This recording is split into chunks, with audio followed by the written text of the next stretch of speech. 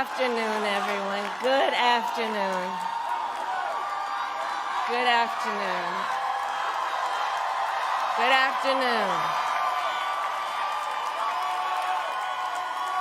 Thank you all. Thank you, thank you. Thank you, thank you. So let me say, and I love you back. And I love you back. So let me say, my heart is full today. My heart is full today, full of gratitude for the trust you have placed in me, full of love for our country, and full of resolve. The outcome of this election is not what we wanted, not what we fought for, not what we voted for, but hear me when I say, the light of America's promise will always burn bright. As long as we never give up, and as long as we keep fighting.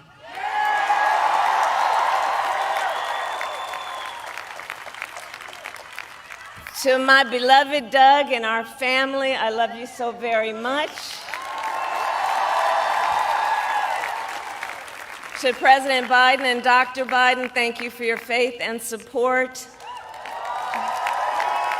To Governor Walz and the Walz family, I know your service to our nation will continue. And to my extraordinary team, to the volunteers who gave so much of themselves, to the poll workers and the local election officials, I thank you all. Look, I am so proud of the race we ran, and the way we ran it. Over the 107 days of this campaign, we have been intentional about building community and building coalitions, bringing people together from every walk of life and background, united by love of country with enthusiasm and joy in our fight for America's future. And we did it with the knowledge that we all have so much more in common than what separates us. Now, I know folks are feeling and experiencing a range of emotions right now. I get it. But we accept the results of this election. Earlier today, I spoke with President-elect Trump and congratulated him on his victory. I also told him that we will help him and his team with their transition, and that we will engage in a peaceful transfer of power.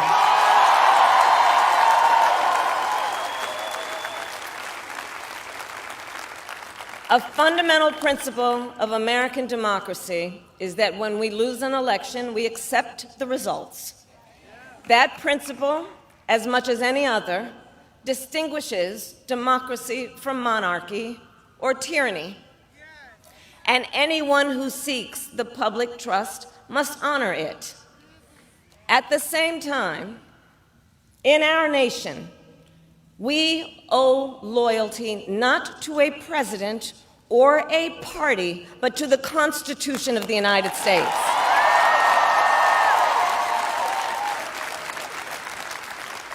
And loyalty to our conscience and to our God.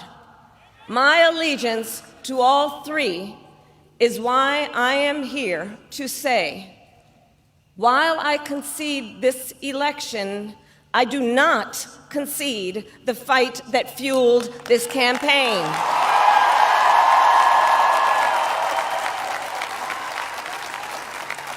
The fight for freedom, for opportunity, for fairness, and the dignity of all people. A fight for the ideals at the heart of our nation. the ideals that reflect America at our best. That is a fight I will never give up.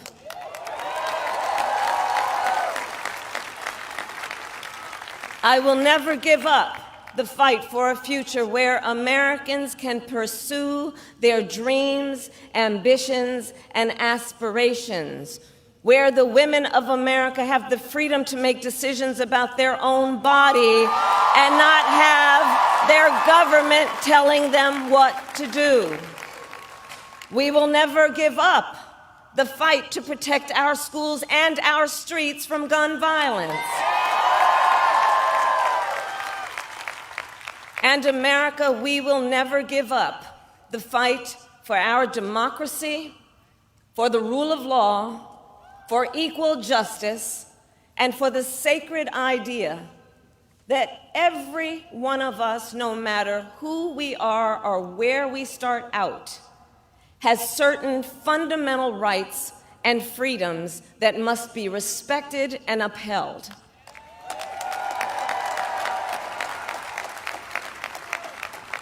And we will continue to wage this fight in the voting booth, in the courts, and in the public square. And we will also wage it in quieter ways, in how we live our lives, by treating one another with kindness and respect, by looking in the face of a stranger and seeing a neighbor, by always using our strength to lift people up, to fight for the dignity that all people deserve. The fight for our freedom will take hard work, but like I always say, we like hard work. Hard work is good work. Hard work can be joyful work. And the fight for our country is always worth it. It is always worth it.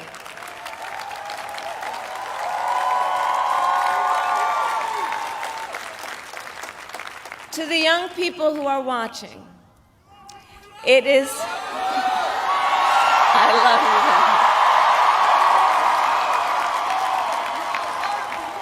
you. To the young people who are watching, it is okay to feel sad and disappointed, but please know it's going to be okay.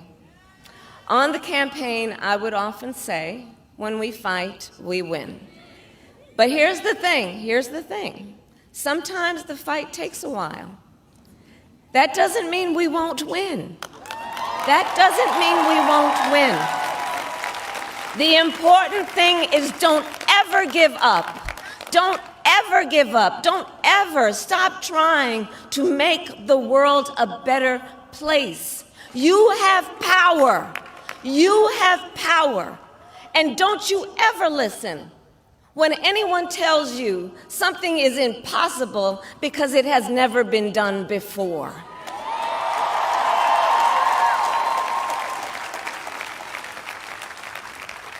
You have the capacity to do extraordinary good in the world. And so to everyone who is watching, do not despair. This is not a time to throw up our hands. This is a time to roll up our sleeves. This is a time to organize, to mobilize, and to stay engaged for the sake of freedom and justice, and the future that we all know we can build together.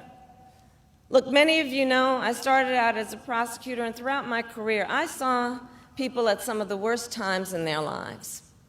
People who had suffered great harm and great pain, and yet found within themselves the strength and the courage and the resolve to take the stand, to take a stand, to fight for justice, to fight for themselves, to fight for others. So let their courage be our inspiration. Let their determination be our charge. And I'll close with this. There's an adage an historian once called a law of history, true of every society across the ages. The adage is, only when it is dark enough can you see the stars. I know many people feel like we are entering a dark time, but for the benefit of us all, I hope that is not the case. But here's the thing, America, if it is, let us fill the sky with the light of a brilliant, brilliant billion of stars. The light of optimism, of faith, of truth, and service.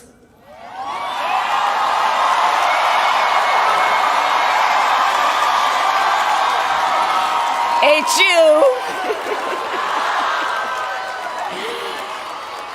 And may that work guide us, even in the face of setbacks, toward the extraordinary promise of the United States of America. I thank you all. May God bless you, and may God bless the United States of America. I thank you all.